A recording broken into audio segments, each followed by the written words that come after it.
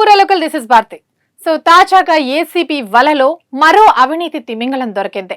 So ఈ అవినీతి అధికారి ఇంట్లో సోదాలు చేస్తున్న అధికారులే అక్కడ బయటకు వస్తున్న నగదు కానివ్వండి, నగలు కానివ్వండి, వీటిని చూసి అధికారులే విస్తుపోయే రేంజ్ లో అక్రమాలు జరిగినట్టు కూడా గుర్తిస్తున్నారు.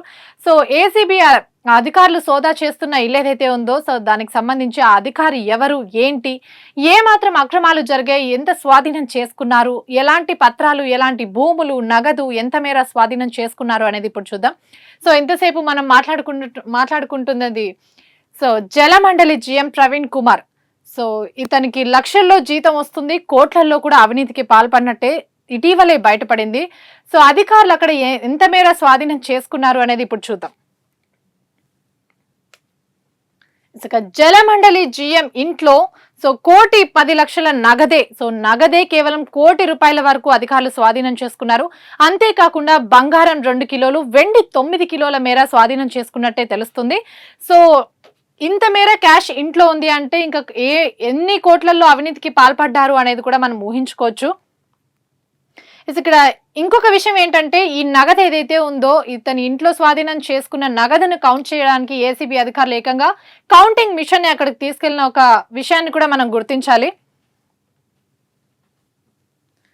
అంతేకాకుండా 3 ఫ్లాట్లు, 6 ఇళ్ల స్థలాలకు సంబంధించిన పత్రాలను కూడా గుర్తించారు. ఏకకాలంలోనే ఇతని ఇంట్లో, అలాగే ఇతనికి సంబంధించిన బినామీలు, కుటుంబ సభ్యులు, స్నేహితుల ఇళ్లలో కూడా సుమారు 8 చోట్ల ఏకకాలంలో అధికారులు తనిఖీలు నిర్వహించినట్టు కూడా తెలుస్తుంది. సో ఈ నెల 19న ఉదయం తెల్లవారుజాము నుంచే ఈ ఏసీబీ సోదాలు అయితే జరుగుతున్నాయి. హైదరాబాద్ లో కూడా ఒక విలాసవంతమైన ఇంటిని కూడా గుర్తించినట్టే తెలుస్తుంది అధికారులు.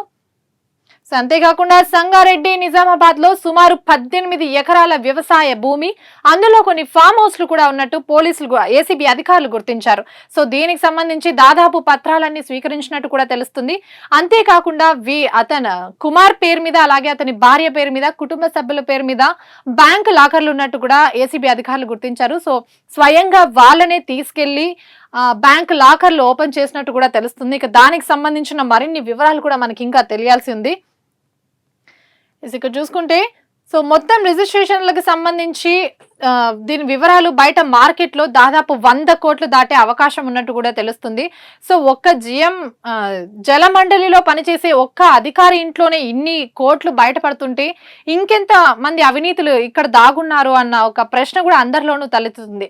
సో ప్రస్తుతం ఎండాకాలంలో ప్రజలు, ముఖ్యంగా నగరవాసులు నీటికి చాలా ఇబ్బంది పడుతున్నారు. తాగునీటికి చాలా ఇబ్బంది పడుతున్నారు. దాదాపు 30% మంది, 40% మంది నగరంలో ఉన్న ప్రజలు ఎవరైతే ఉన్నారో ట్యాంకర్ల మీదే డిపెండ్ అవుతున్నారు. సో 800 ఉన్న ట్యాంకర్ ప్రైస్ ఈ రోజు 1300, 1500, సుమారు 5,000 రూపాయలకి చేరువైన ఒక సంగతి కూడా మనం ప్రతిరోజు చూస్తూనే ఉన్నాం. సో ఒక ట్యాంకర్ మీద ఇంత అక్రమంగా పెంచినప్పుడు ఇంత మేర సంపాదించడంలో ఆశ్చర్యం ఏమీ లేదు అంటూ కూడా నగరవాసులు అయితే తీవ్ర ఆగ్రహంగా ఉన్నారు. సో ప్రస్తుతం ఇతనికి సంబంధించి ఇంకా ఏసీబీ సోదాలు అయితే కొనసాగుతున్నట్టు కూడా తెలుస్తుంది. సో అధికారులు కూడా ఇతన్ని అదుపులోకి తీసుకున్నారు. ఇతని బినామీల పేర్ల మీద ఉన్న 100 కోట్ల ఆస్తుల పేపర్లను కూడా స్వాధీనం చేసుకున్నట్టు తెలుస్తుంది. సో తాము తాగునీటికి ఇబ్బంది పడుతుంటే ఆ నీటిపై ఇంత అక్రమంగా సంపాదించడం ఏంటి అంటూ కూడా నగరవాసులు ప్రశ్నిస్తున్నారు. ఇది ఇవాల్టి టాపిక్. మరో టాపిక్ తో మళ్ళీ కలుద్దాం. చూస్తూనే ఉండండి పూరా లోకల్.